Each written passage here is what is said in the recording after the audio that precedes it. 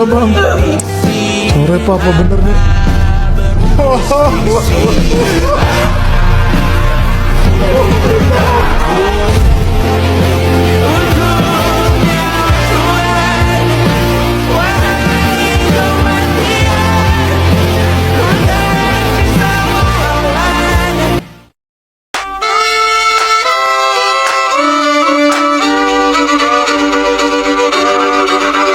Kisah usang tikus-tikus kantor yang suka berenang di sungai yang kotor. Kisah usang tikus-tikus berdasi yang suka ingkar janji lalu sembunyi. Wilajeng enjing pemirsa sarayana. Tepang dari sareng simkuring Bilkis Aini Ibrahim dina warta Sunda Vivenza TV. Aya warta-warta anu lebat di redaksi Vivenza TV. Saja kesangkeun anu didugikeun sababaraha menit kapayun. Mangga ku pamirsa dinyanggakeun. Anu kahiji aya warta anu ngagemparkeun publik sababaraha minggu katukang. Nyaeta penemuan mayat awewe dina Desa Pacet, Kecamatan Pacet, Mojokerto.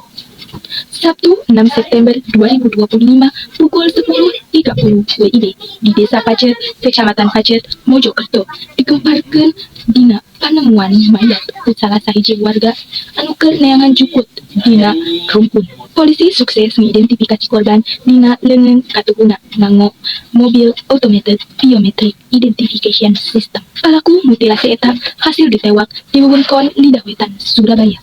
Saenggeus mayat ditemukeun.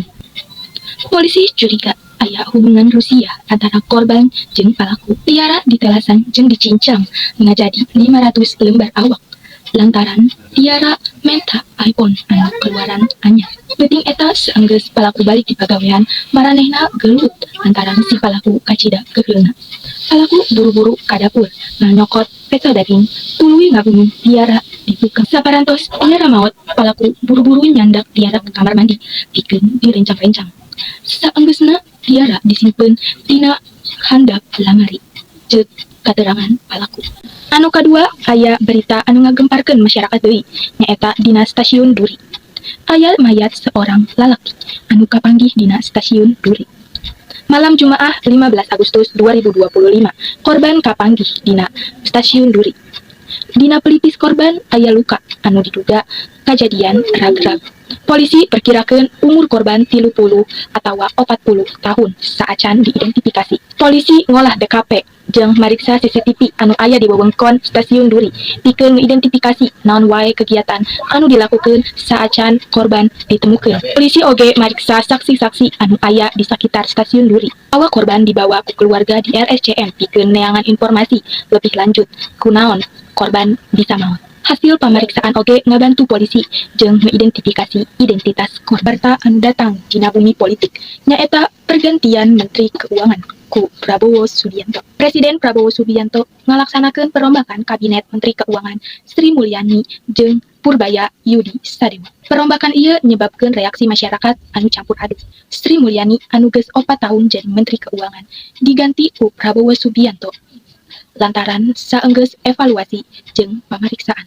Purbaya Yudi Sadewa resmi ngagantikeun Sri Mulyani ngajadikeun Menteri Keuangan. Senin 8 September 2025, Presiden Prabowo Subianto ngaresmikeun genep menteri anu lainna. Acan Purbaya diresmikeun ngagantikeun Menteri Keuangan Sri Mulyani, manehna janten Dewan Komisaris Deposit Insurance Corporation atau LPS. Manehna kelebet gelar Doktor Ekonomi di Universitas Purdue Amerika Serikat. Pergantian Sri Mulyani ieu lain lantaran pengunduran diri atau dipecat. Pergantian ieu murni hak presiden aya warta anu ngagemparkeun publik deui. Nyaeta dugaan korupsi anu ngalibatkeun mantan Menteri Pendidikan periode 2019-2024 nyaeta Nadiem Makarim. Mantan Menteri Pendidikan eta dilaporkeun ngalibatan dana korupsi laptop Chromebook sanilai 9,9 triliun. Pengadaan ieu dilaksanakeun selama pandemi COVID-19 pikeun ngalancarkeun pembelajaran jarak jauh. Dan Kementerian Pendidikan ieu ngagaduh 1,1 juta laptop jeung modem. Laptop-laptop eta pikeun langkung di 77.000 sakolah jeung kampus anu aya di Indonesia. Kantor Kejaksaan Agung ningkatkeun kasus katahap panyelidikan dina 20 Agustus 2025. Nadiem Makarim nyatakeun manehna siap gawe jeung panegak hukum dalam kasus ieu. Nadiem Makarim arek klarifikasi atanapi dibutuhkeun. Tina warta anu terakhir sekaligus penutup aya warta anu ngagembirakeun nyaeta panampilan Silent Open Up jeung Dipa Aurel anu ngabawakeun lagu Tabola Bale tina acara HUT Kemerdekaan RI di Istana Merdeka. Lagu ieu mangrupikeun kombinasi antara lagu tradisional khas Minang jeung wetan. Lagu anu dibawakeun ku Silent Open Up jeung Dipa Aurel berhasil ngabawakeun Presiden Prabowo jeung tamu-tamu undangan ngaasikeun acara eta. Kinerja Dipa Aurel sareng Silent Open Up berhasil viral dina saluruh media sosial lantaran energi jeung karisma panggung anu dibawakeun berhasil ngabawa saluruh isi istana bergoyang. Lagu Tabola Bale sorangan hartina mudik jeung ngahartian seorang lalaki anu mugi asih kana awewe anu karak balik dina luar negeri. Tina mirsa mung sakitu wae warta anu didugikeun ku redaksi Vivenza TV. Sim kuring Bilqis Aini Ibrahim pamit mungkur dina ieu redaksi.